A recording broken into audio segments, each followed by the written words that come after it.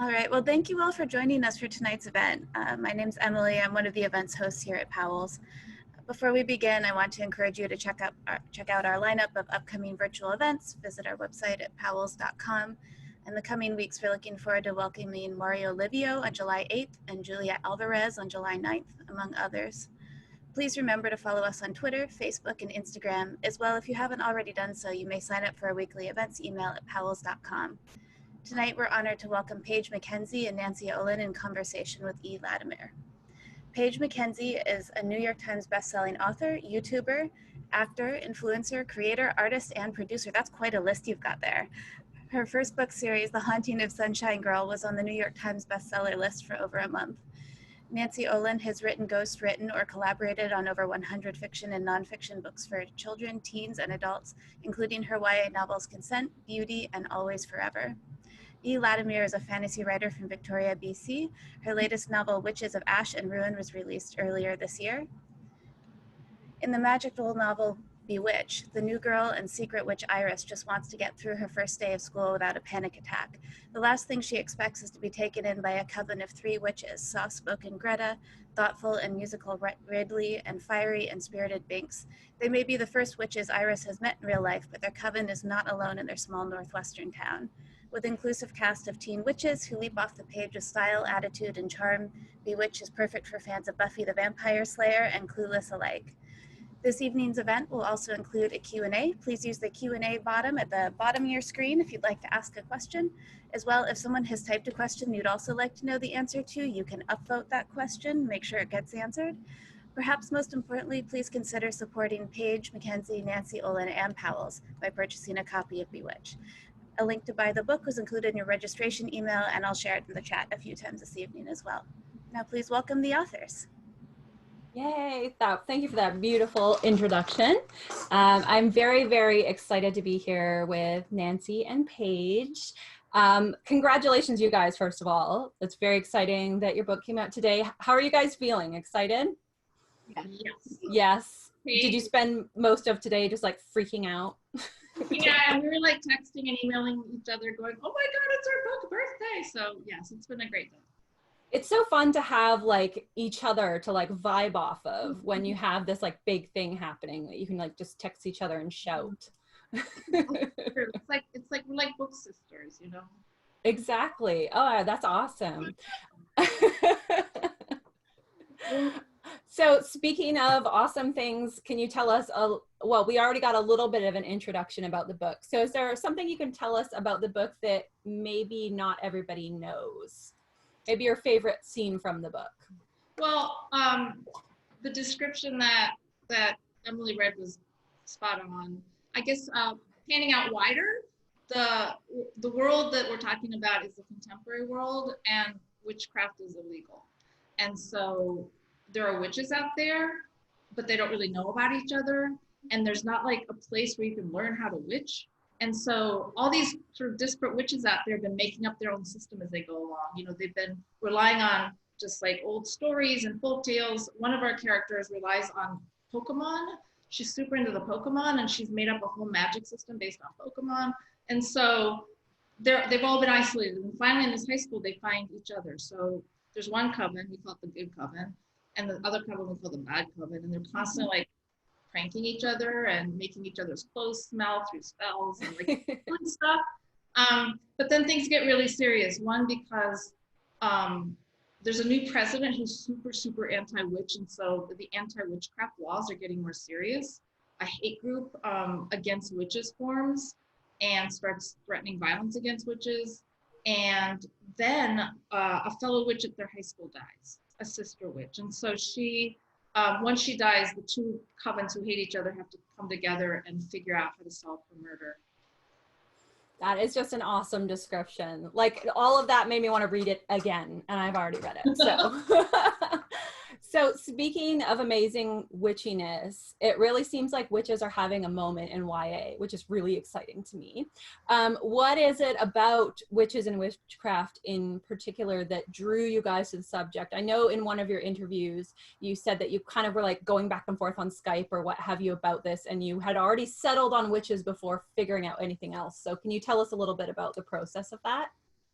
Yeah, so Nancy and I worked so well together on the last novel in the trilogy, The Honey of Sunshine Girl. We just kind of, you wanna do it again? And it was like, yeah, I do kind of want to do it again. And so we did. We talked about a bunch of stuff, so many things, and we kind of kept coming back to witches, and that it's a good base for so many things that we can talk about gender and sexuality and all of that, and racism, and without it feeling too heavy or depressing. And yeah, we just kept coming back. And I'm a little obsessed with witches. My shirt is witch themed. Parts of my room are witch themed. So my bedroom is black. Yeah. So witches are near and dear to my heart. So it wasn't hard really to kind of settle on that. So yeah. That's amazing. Can you read out your shirt? Because I was fangirling over this earlier. So my shirt says, "We are the granddaughters of the witches you could not burn." It's one of my favorite quotes. It's also one of Erin's favorite quotes. Yes. I screamed when I saw it. I love it. So yeah, I got this shirt, and then I also have like an embroidered like cross stitch of it. Like it just is so grandma, and I love it so much. Hangs right next to my bed. It's amazing. So my next question is about our cast of witches. We have like a full diverse cast of 2 different covens. So we have a lot of characters we're following along with. So what's the process you guys went through to form these characters? Do they kind of like show up as you write, or they stride into your mind fully formed, or how does that work for you guys? Well, so once we sat down, and by sitting down, I mean, I sat down in upstate New York where I live, and Paige is all the way out in the Northwest, and we would Skype and just talk and talk and talk. And I don't know, once we settled on witches, and we talked about what kind of witches we wanted, and then we were sort of putting ourselves in some of the characters a little bit, like, oh, wouldn't it be cool if? They started forming. And then once we had a general idea of what each of the characters is going to be like super general, once we start writing them up, then they start getting a life of their own, and all of a sudden they're taking over your page literally, and like, where did that come from? It was a really incredible process. And as we kept going, and then finally actually getting into writing chapters, they became even more of their own entities, very separate from each other. And one of the things that really helped us is that we decided to do alternate points of view from 5 of the witches, not all 7 of them, but 5. So 4 from the good coven and 1 from the quote unquote bad coven. And that really helped us bring them out as well, because we were doing the different points of view. Each chapter we could really get into the character's head, the next chapter same, and so on. Awesome. And I have to say right now that Div is my favorite, which probably says something about me more than anything else. But I'll explain to our readers and our audience that Div is the quote unquote bad one. She's the leader of the bad one. Yes, and she is hands down my favorite POV to read. So we loved writing her. We loved writing her. I mean, we loved writing all of them, but she was so much fun. She is fun. We all like a little bit of a Slytherin character, I think. So well, all about Slytherinness is that she is kind of Slytherin, but deep down she's very protective of her witches. I mean, she's absolutely a streak of protectiveness, and she's smart. So she's not all evil.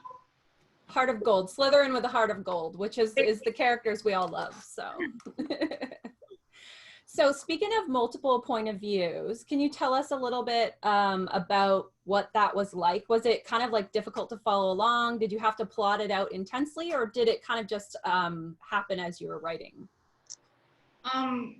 Well, just to follow up on what I was saying before, we because we do live in opposite coasts, we were kind of meticulous about outlining the story to make sure that like we would discuss it, put in an outline, kind of talk about it, like, does this look good? And once we did that, we would agree on what character told that chapter story. Mm-hmm. And that changed a whole lot as we were writing back and forth. I mean, we just kept drafting and redrafting and redrafting, and it shifted a lot. But it fell into place pretty well. Like, okay, this chapter, it makes sense that we're going to tell that chapter from Binks's point of view, because stuff is going on that has to do with Binks. Well, you did alternate points of view in your book, and it was amazing. I mean, there were 5 points of view, right? It's hard to juggle, right?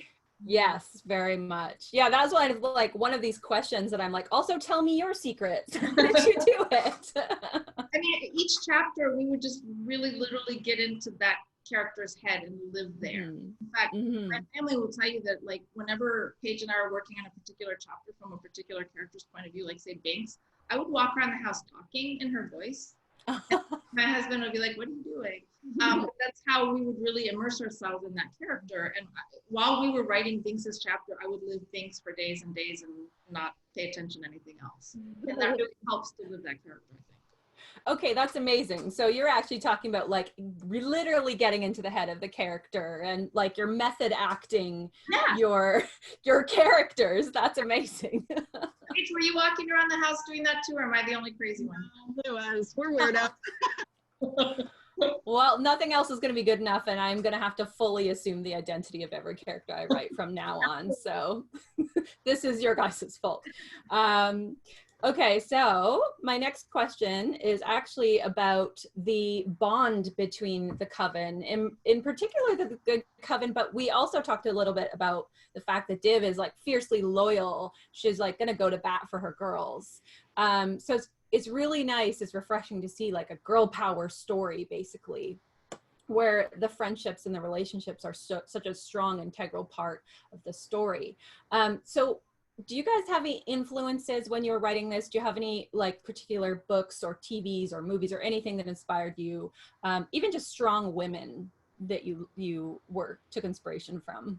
Yeah, my mom is my strong woman. I know, cute. That's cute.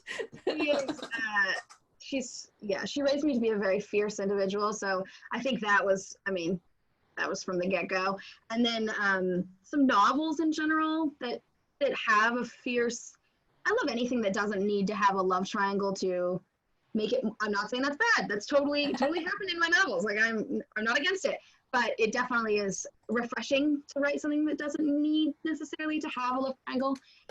So like Little Women is a great example of a novel that is so strong and female centered and powerful, and they have such a great relationship. It's so like real and great. And also the Jane Austen Book Club is another one that, yeah, they're just strong, powerful women, and I love it so much. Of course, Paige is an incredibly inspiring person, I have to say. Like, the minute I met her and she opened her mouth, I was just like blown away. She is an incredibly strong person. It's great. Aw. I'm sorry, Nancy. You're gonna make her cry on air. Anyway, to add on to that though, I've just like rewatched Buffy the Vampire Slayer for, I don't know, the umpteenth time. I'm obsessed with that series. Yes. And I love Buffy and her character. And now there's a lot of love triangles going on in that show. That being said, we always come back to Buffy. We always come back to her strength, her purpose, her ambition, and her trying to save the world and everyone around her. So she was very much in my head when we were writing the book. That's awesome. Such a good series. Oh, yeah. So this brings me to your own favorite characters. Which of the characters that you guys wrote is your favorite and why? Oh gosh. So it's hard to say because we really literally love all of them. Someone told me a long time ago that when you write a character, even if it's a character that's nothing like you or a character who's quote unquote evil, like really be there with them, like really get into their skin and their head and just like live them, which we discussed a few minutes ago. So that being said, I was super into all the characters. I guess the two for me that I related to the most, so it flowed more, was Binks. She's Japanese American and I'm Japanese American, and her personality is a little bit different from me, but her sort of attitudes about racism and the weird crap that she gets from people, like, oh, so you're Korean or you're Chinese, how's China? And like all this stuff that she would get, I always got growing up, and so I really liked writing her from that perspective and writing sort of her strength and how she deals with that stuff. And I also like writing Iris. She suffers from anxiety, so do I, and so I really connected with her, and I love writing her. I adore her. She's adorable. And so that. But I also love everybody else. I don't know, Paige, who do you like? My child. It's like, it's so hard. You're like, well, I love them all, but I had to choose, it would probably be Div. And like we said, she's like the evil evil character, but I can't help but love her. And no spoilers, but she has a familiar that's a snake, and I am petrified of snakes, like terrified of them. I also like, I have this thing where I'm like, you have to face your fears, you just have to. And so I was like, she's gonna have a snake as her familiar. And so I feel like that was a little bit of my fear faced, and I feel pretty proud of myself. So I love that she's your favorite character too, because strongly. But also I really associated myself with Iris as well, because she was like just trying to get through the day without a panic attack. I hear you, girl. absolutely. Fully understand that. So the system of magic in your book, I definitely want to talk about that, because I was like really pleasantly surprised as somebody who is like a very witchy herself, as seeing like some parts of my own actual practice in there, like the drawing on the 4 quarters and putting a lot of intention into the magic. So where's that coming from? What inspiration did you guys draw on for that? A lot of it is totally based in real life and in real witchcraft and real scenarios. And like you said, calling the quarters, that is all real. Tarot cards. But we also really, and I think this is the best part of the novel, to be honest, is we let them all have their own personalities within their witchcraft. So like Nancy was saying, Pokemon cards, and she uses that instead of tarot cards. And I love that, like, no one's like, oh, you're doing it wrong. There's no right way to witchcraft.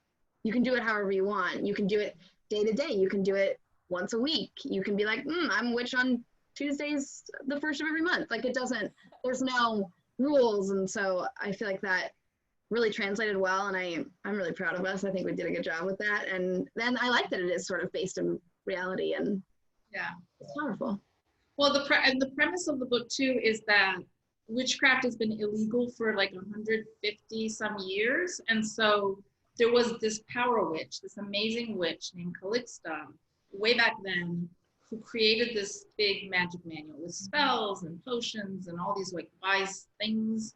But when she died, the book disappeared. Yeah. However, so all these years, really, as I said before, witches didn't really have a source of like how to do spells and how to make potions. But over the years, dribs and drabs of this book have been appearing. And so, and then a few years before the book starts, a lot of it appears online very briefly and then disappears. And so suddenly witches have this knowledge about not only each other, like, oh, there are other witches out there, but they actually have access to a few recipes and a few spells. And then they build around that, like Paige was saying, they build around and add their own thing to it, whether it's Pokemon cards or songs. They just each develop their own system of magic. And as Paige said, you can't do it wrong. It's whatever works for you and wherever your intention is. I really love that. I really love what you guys both just said about that, because I fully agree. Like, there's no way of doing it wrong, and setting your intention and putting your personal style into it is like all about what magic is about. So I really appreciated that in the book.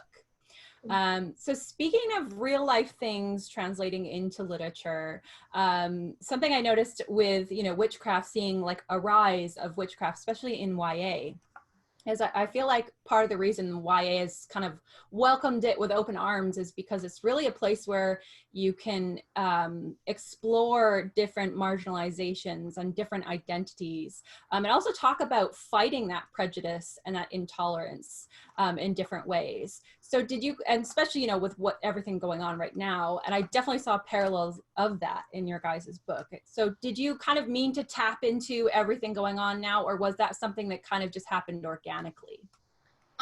Maybe a little of both. Paige and I, when we were first getting together to write this book, imagined sort of a more general witchy book, and we had our characters and they were just doing their witchy stuff. But then the new administration happened, and there started being, the Muslim ban and all this hostility toward immigrants, and racism was ticking up, and homophobia and transphobia. And we were so disturbed and also sort of excited that we could maybe talk about some of this stuff through our witches and their stories, because the world of our witches is all about anti-witch, laws against them, people who want to destroy them. And so we wanted to kind of channel what was going on in the world through our story. but also show the strength of our witches, teenage witches dealing with this stuff. And it felt very empowering. Absolutely. Yeah. Especially when the part about the president who is being elected and has anti-witchcraft laws and things, I'm going, whoa, as I'm reading this. I was like, this is very timely. Yeah. So slightly lighter question, but this is purely fun. If you are stranded on a desert island and you have to choose 2 of the characters from your book to help you survive until the next boat comes, who are you choosing and why? Who's going to help you survive? About it so much. Div. She is cunning. Yeah.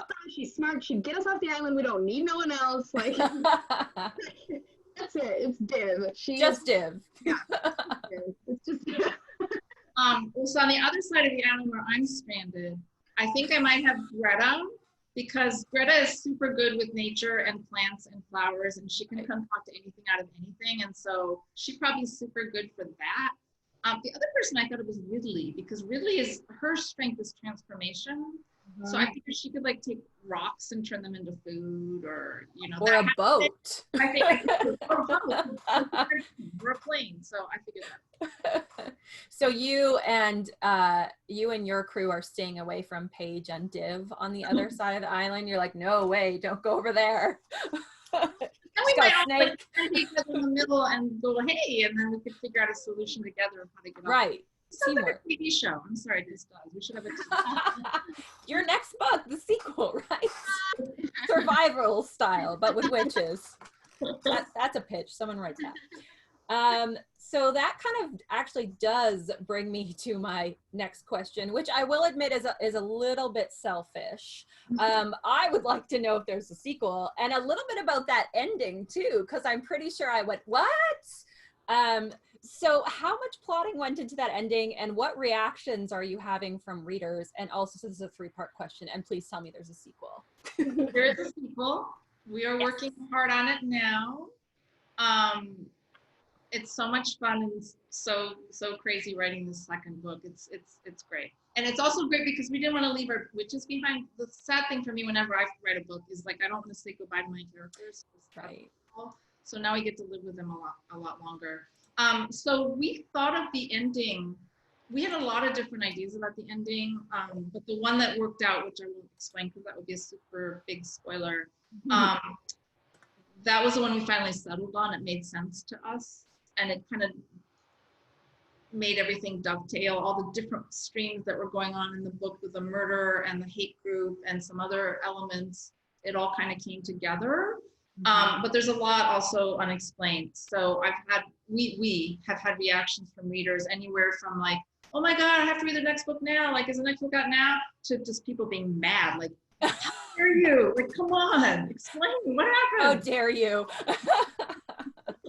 I thought it was very clever and diabolical, and I didn't see it coming, and then went, oh. So while I was like, how dare they? It was also like, I need more.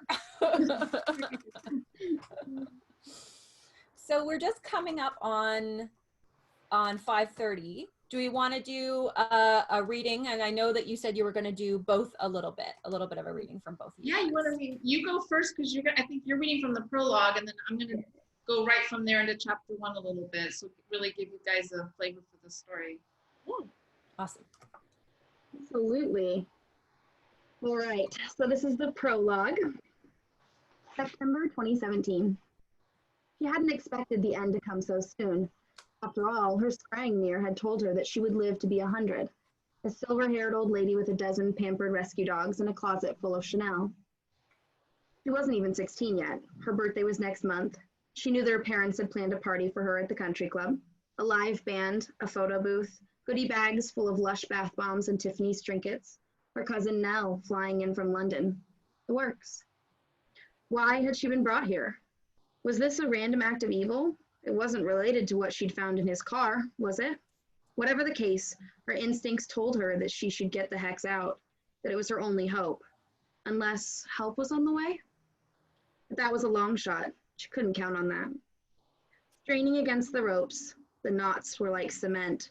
She wriggled in the red chair and searched her brain for an escape spell. One of the ones from Callista Crow's secret witch manual. She'd been online during the brief, miraculous window when the link to it had appeared and disappeared 18 months ago. Petrol? Nope. That was for when you'd misplaced your communication apparatus, aka phone. Oblitus? Nope. That was for when you'd forgotten to finish your studies, aka homework. She'd already deployed that spell twice, and it was only the first week of the new school year.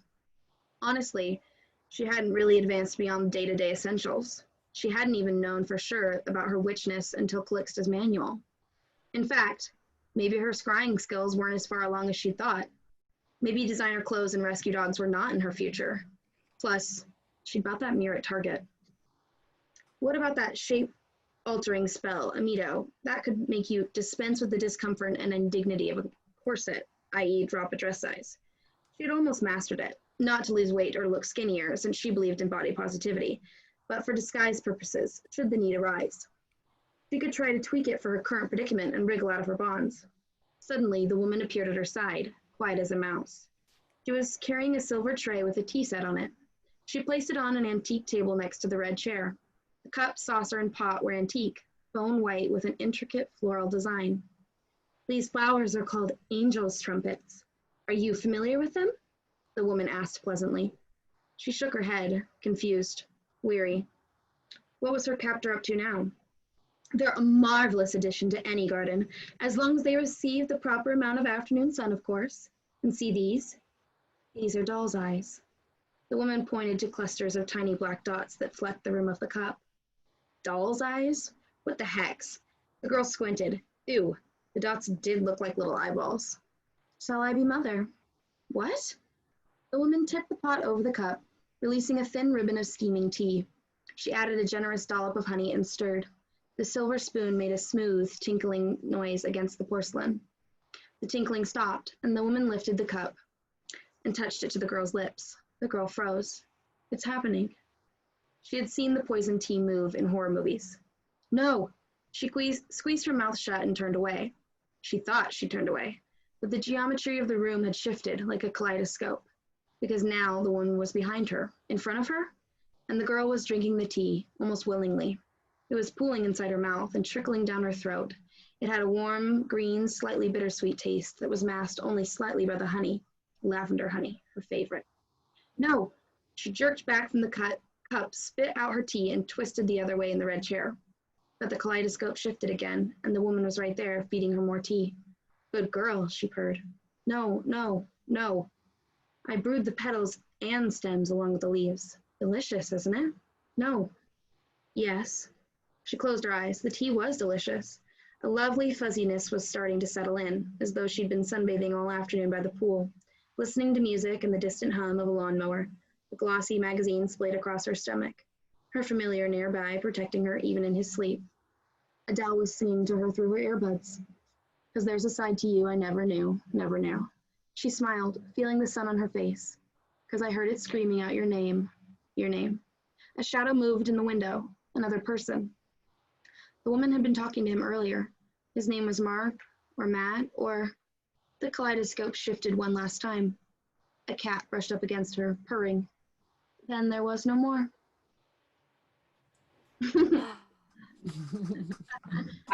Wow. So I'm going to read from chapter 1, which follows right after. Chapter 1, category 5, freak out. And just to set up the scene, Iris is the new girl at the school, and she's just moved into town. It's the first day of school, and she's having a serious panic attack in the hallway. It had started this morning. Iris had left her house, made a U-turn, gone back to her house, and changed her outfit 4 times. The neighbor lady had seen her and called out, "First day of school, huh? Butterflies in your stomach, dear?" Iris stifled a wave of nausea. This was not butterflies. This was the creature from Alien wanting to explode its way out of her chest. This was her heart pounding a blood-red Dothraki battle cry in her ears. This was the Mage Rage potion from her favorite video game, Witch World, shockwaving its way through her system. Iris was this close to throwing up. She could taste acid in her breakfast in her throat. She made herself inhale deeply for 6 counts, hold for 6, exhale for 6. Her therapist, not her occupational therapist or her social skills therapist, but her therapist, had taught her the deep breathing trick and other techniques, like distract your brain, touch something soft, smell a bottle of perfume, listen to classical music. The tricks work sometimes. The daily 100 of Zoloft helped too, but what she really needed to make this panic attack go away was a nice little calming spell. There was just one problem with that. Magic was forbidden, illegal. So far, Iris had managed to stay out of trouble. In New York City, where she used to live, and around the rest of the country as far as she could tell, the federal anti-witchcraft law called 6-129 seemed to be only loosely enforced. Also, Iris, no doubt like most witches, had always been careful to keep her identity secret and do her craft on the QT, most of the time anyway. But things were changing. A new president, David Ingram, had taken office in January, and he was really, really anti-magic. He said bad, untrue things about witches all the time, either in the regular media or on his social media. He'd announced that he was working with Congress on a bill to beef up enforcement and punishment for 6-129 violators. His message had found an audience too. After he became president, a national hate movement called anti-magic, started to surface. And what was up with that name? Had they deliberately riffed on Antifa, the anti-fascist movement, when they were the polar opposite of that? Iris had learned on the news and online that the Antifa were made up of small local factions with one goal in common: eliminating witchcraft for good. Lately, they'd begun to amp things up. A couple of their rallies in Washington, D.C. had turned violent. Last week, a Texas witch was beaten up by an Antifa gang and left for dead. As for Sorrow Point, Iris and her family had just moved here, so she didn't know about it. But it seemed like such a cute town. She couldn't imagine the Antifa wreaking havoc here, holding rallies and harming witches. Still, she would be very discerning and super, super careful regarding if and when she used magic. Like maybe now. The acidy oatmeal OJ hot chocolate combo was rising in her throat again. She had to get her anxiety level down fast. She wouldn't do anything dramatic, just a bitsy under the radar calming spell. She peered around the hallway to make sure no one was looking. The coast was clear. She pulled out her phone and pretended to check it. With her free hand, she touched her smiley face moonstone pendant. Cessabit, she whispered. I am peaceful. I am confident. Nothing. Oh, come on, Cessabit. I am peaceful. I am confident. The nausea began to diminish. The pounding in her ears stopped. Her heartbeat slowed to normal. Just then, someone bumped into her from behind hard. Her backpack tumbled to the floor, spilling its contents. A guy stood there glaring at her. He wore black jeans, black boots, and a black shirt with a shoulder patch. The shoulder patch had an image of what looked like a birdcage suspended over a bonfire. It seemed familiar, and it was definitely creepy. Flustered, Iris dropped to her knees and grabbed at her belongings: pens, notebooks, a tube of pretty and pomegranate lip gloss. Her panic and nausea were seeping back. Had the guy seen her perform the calming spell? As she reached for the lip gloss tube, he stepped on it. The sole of his boot just missed her fingers as he kicked it. It skidded across the floor and pinged against a locker, and the guy stalked off. Iris rose to her feet, unsteady. Her hands were shaking. She remembered where she'd seen that shoulder patch before. On TV, the story about the Texas witch. The Antifa members the reporters had interviewed were wearing that same patch.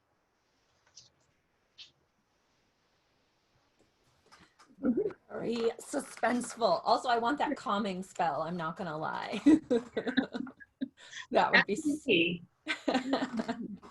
that would be super handy. All right, so we do have a couple of questions from the Q&A here. And everyone watching, thank you for tuning in. Please do feel free to ask Paige and Nancy questions. We're gonna answer a few of them here. Was there ever a time where you got stuck at a certain point within the book when you were writing it? You want me to start, or do you want to go with that? You can start. I'm still thinking. Okay, good. All right. Yes, and yes, and yes. I mean, writing is so hard. For those of you out there who are writers yourselves, you know, it's an act of faith. It's just like leaping into the ocean and hoping, you know, you find your way. when we started the story, we were very excited and we had all these ideas. But then once you start writing it, right? Like once you start writing it and you hit a roadblock and you think, oh, I guess I'm never going to get past page 27. Oh, well. And so then Paige and I would brainstorm and we try to figure it out and sort it out. And then we come back to it. Time always helped, stepping back, coming back in. But it was hard. I mean, there were times when we thought, okay, we're never going to finish this. We have no idea how the story finishes. We have no idea where to go with this. But then something would come to us, you know, and it would be like, oh my God. And we'd try it and it would work. Then that's the first draft. And then it goes to our editor who sends it back with like, I don't know, like a 30-page letter saying, okay, wonderful start. Let's fix this and fix this and fix that. And so then you go through that whole process again. And so you go through that several times until everybody is happy and we're happy and we feel like, okay, this is the story. Mm-hmm. I think me and Nancy also have a unfair advantage because there's two of us and we can always bounce ideas off of each other and be like, does this make sense? Is this stupid? Is this great? Is this as cool to me as it is to you? Because I think it's pretty cool. So, I mean, it has its perks for sure. And you know, to ping off that, that's why you're such an awesome book sister, because I would come up with these kind of silly, crazy ideas, and I think, nah, and then I'd run them by you, and you'd finish my sentence for me. I mean, it was awesome. We're kind of on the same wavelength with everything, which is good. Yeah, that's amazing that you're on the same page. No pun intended. Yeah, I was gonna ask that question too. Like, it must be really handy when you get stuck to be able to just like Skype someone in a panic and be like, you know, bounce ideas off each other and brainstorm together. And I would probably say that like even plotting out and brainstorming would be more exciting with the two of you, you know. Yeah. That's awesome.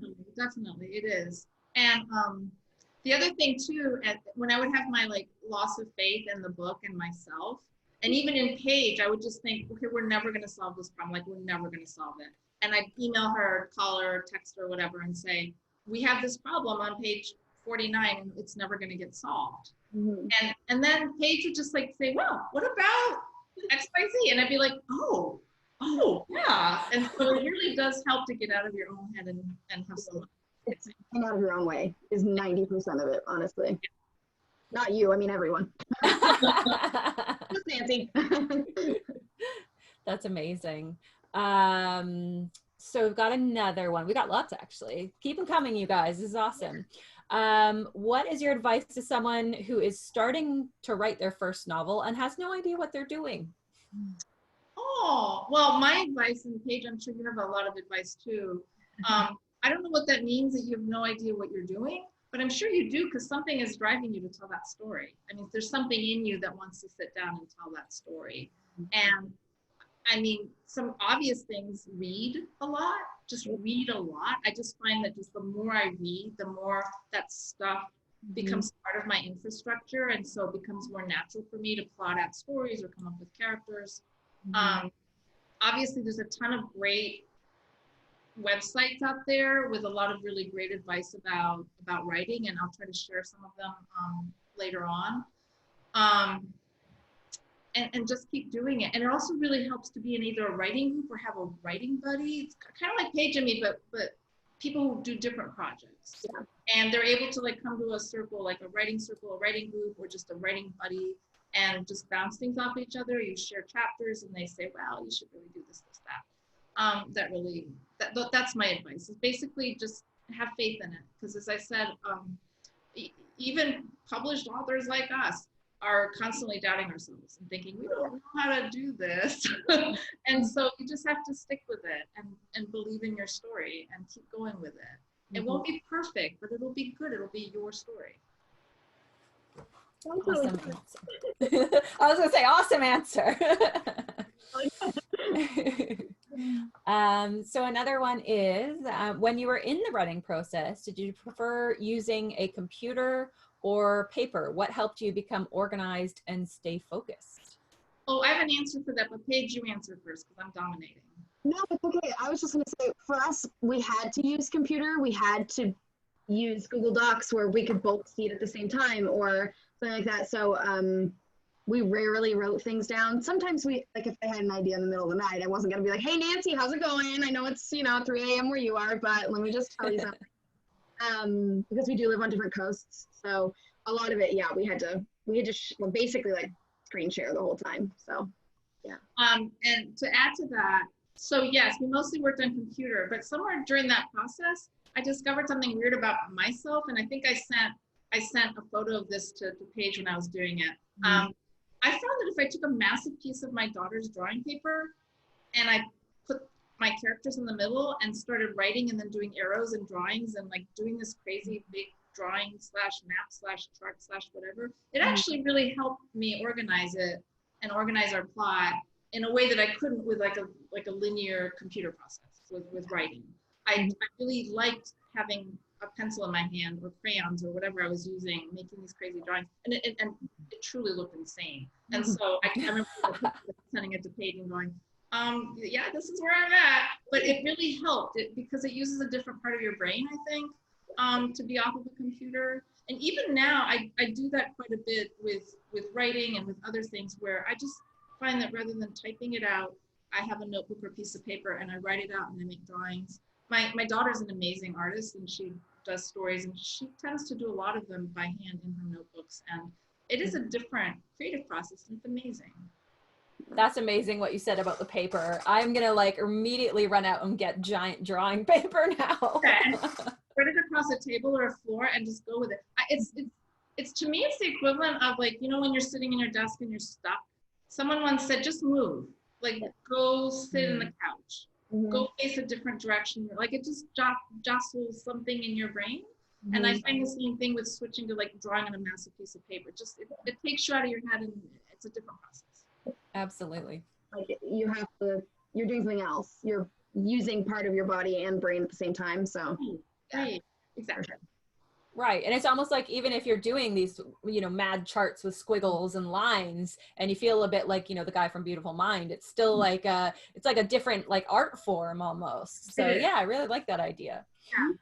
Yeah. So we have a really interesting question here. Why do you think fiction is always returning to witches? What is it about them? Do you think that is so endlessly appealing more than say wizards? It's an interesting question.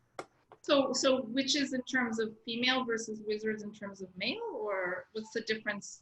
That is a good question in itself, right? Like I obviously write about witches as well, and I have written about male witches, but for me, witches is a feminist thing. Like it's very much a women exploring their own power type thing.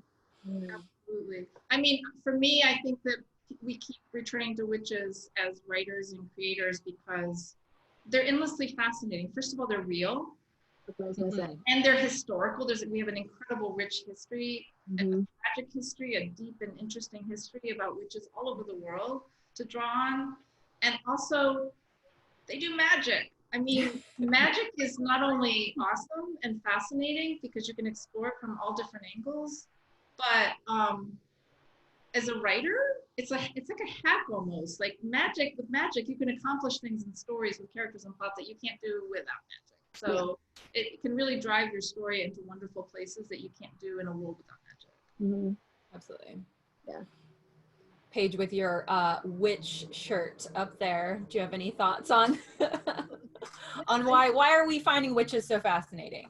It is. You can it's not lazy writing, but it's without any real issues. You can solve a problem virtually with witchcraft because it doesn't have any real basis in what you're writing, what kind of witchcraft, but it doesn't have there's no limits.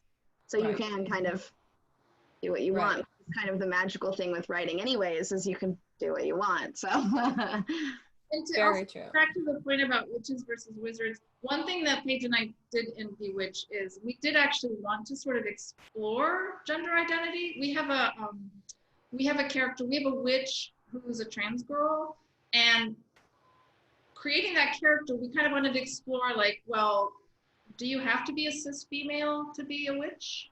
And that was something that we wanted to explore. I really like that too, because opening up that for discussion, it should, the question should always be like, the answer should always be no. You don't have to be, a cis female to practice witchcraft, because we, open arms, right? Yeah. I really love that you explored that aspect of it, and what you said earlier about Nancy, about witches having this like history where in the past they were persecuted for essentially being different, or being women that were outside the box, or who didn't look conventionally the way they were supposed to, or behave the way they were supposed to. So I think that's one of the reasons we're so attracted to the idea of them. So this touches a little bit on what we talked about earlier, which is, which character do you all relate to the most and why? I don't know if we asked exactly that, or maybe we can expand on that a little bit. Well, so I talked a little bit before about how I relate to Binks because she's Japanese American and I'm Japanese American. And I relate to Iris because she suffers from anxiety and I suffer from anxiety. But at the same time, we talked about this too. I think we definitely connected to each character in some way. I really connected, for example, and this sounds silly, but it's not. Greta, the coven leader of the quote unquote good coven, is obsessed with cats, as am I. And this is kind of a sad story, but it's ultimately okay. But while we were writing Bewitch, and Greta has this cat familiar, one of my own cats died very suddenly at a young age, and it was awful. But that kind of grief that I was going through really informed her attachment to her familiar, and who almost also dies in the book, and so that kind of played into it. And so I connect very strongly with Greta on that basis, her intense love for her familiar, and in general her intense love of animals, and she talks to everything that moves out there, and I'm the same. I go out to my yard and I'm constantly talking to birds and bugs. And Ridley I also relate to because she's very smart, but she's very insecure about her smartness. And so, and she's musical, I'm also musical. And so, I really connect with Ridley in that way. And Div, and then we have, Div's coven. We haven't really talked about Div's coven.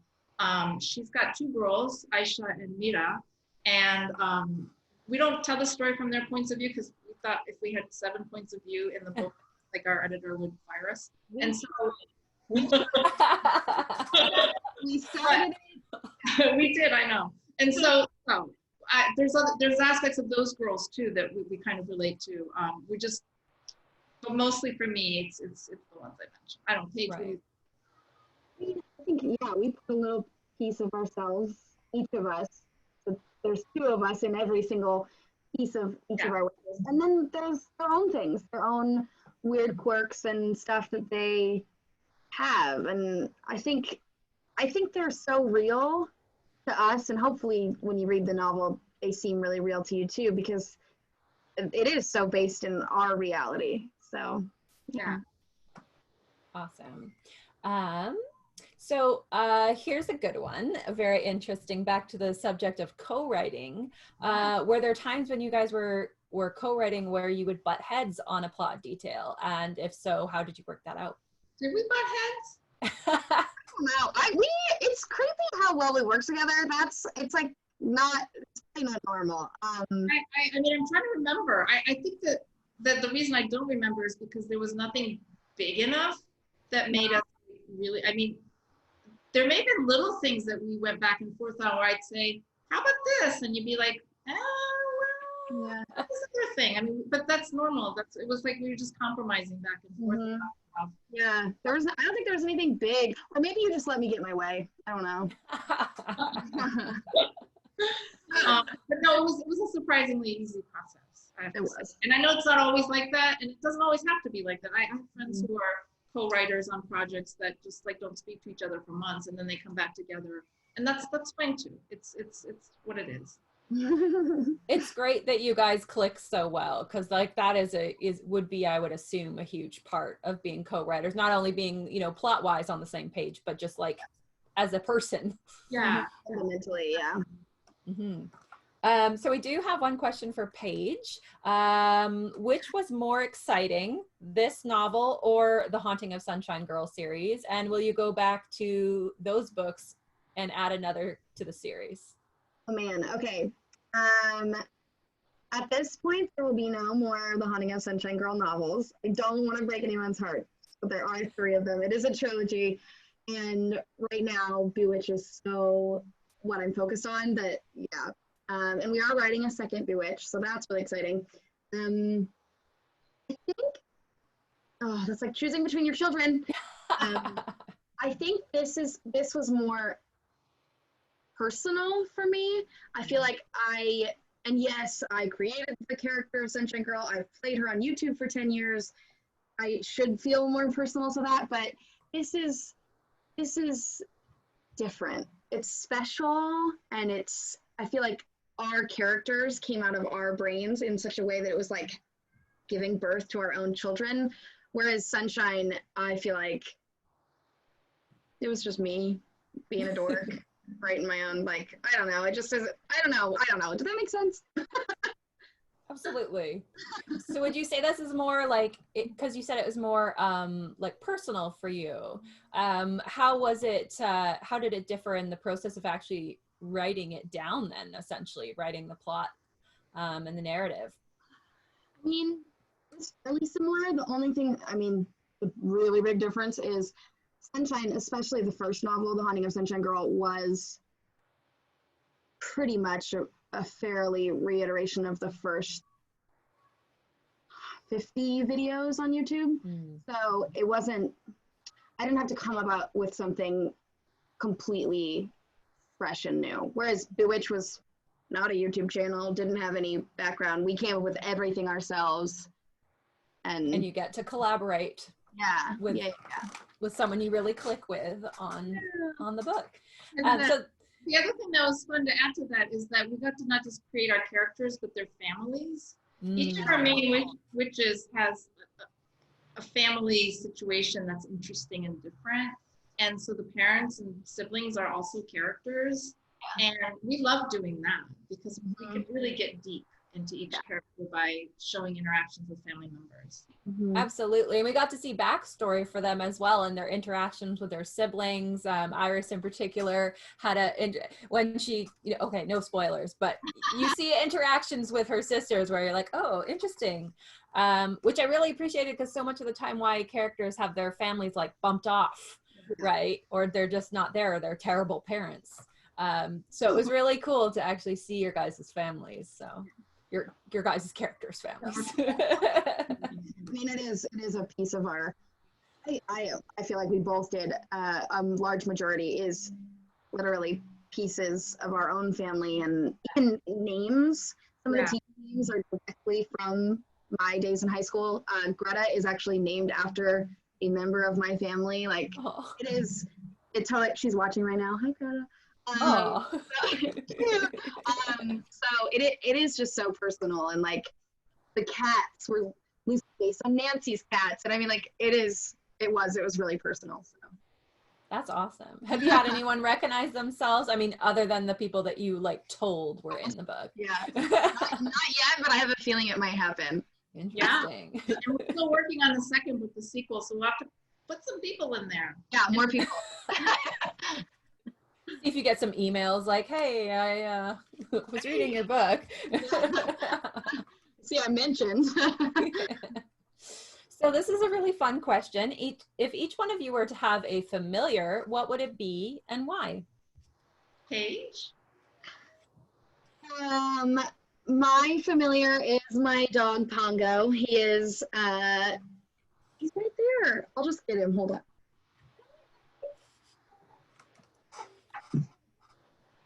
He is he's everything. I love him so much, and he just knows.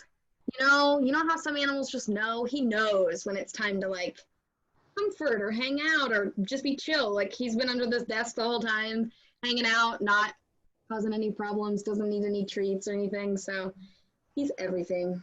He's the love of my life. I know, look how cute he is. He's very cute. In our familiar research, we found that you can have more than one familiar. Oh. Or you can not have a familiar for a while and then have a familiar. And so since I think my 3 cats might be listening, they're all three my familiars, Baxter and Kimchi and Tiger. But I would definitely have a cat for familiar.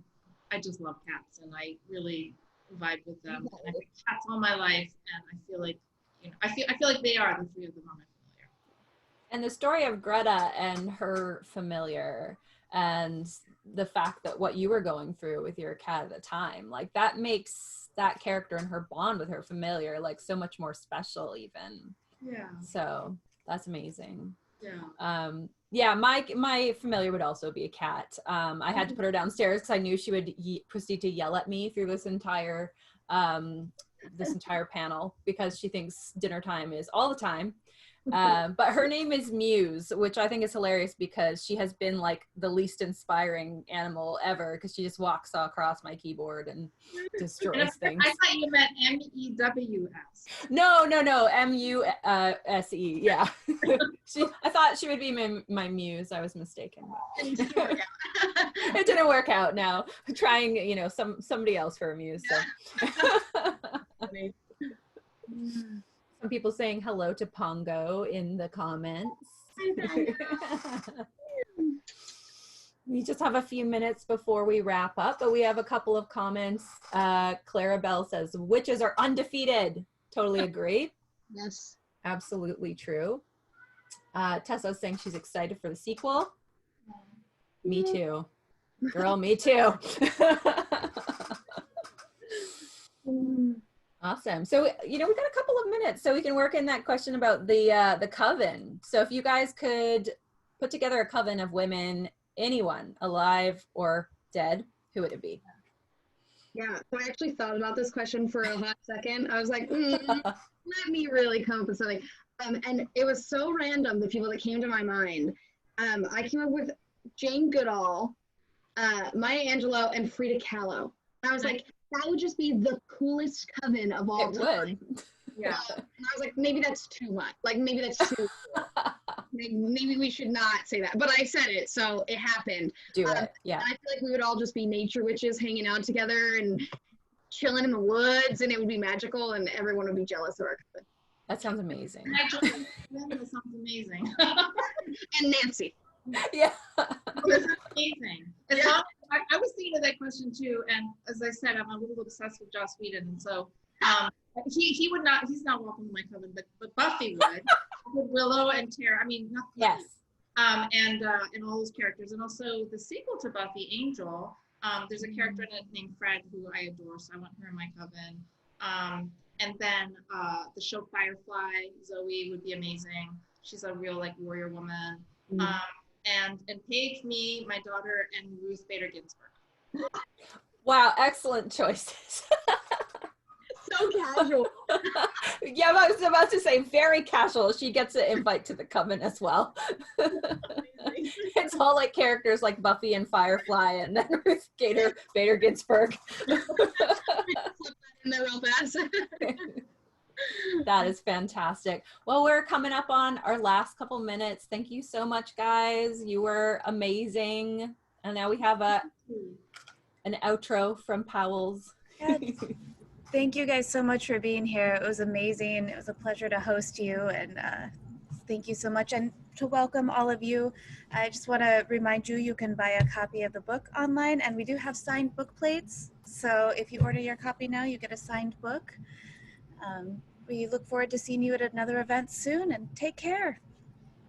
Thank you. Thank you so much. Thank Have a good you. night. Thank you.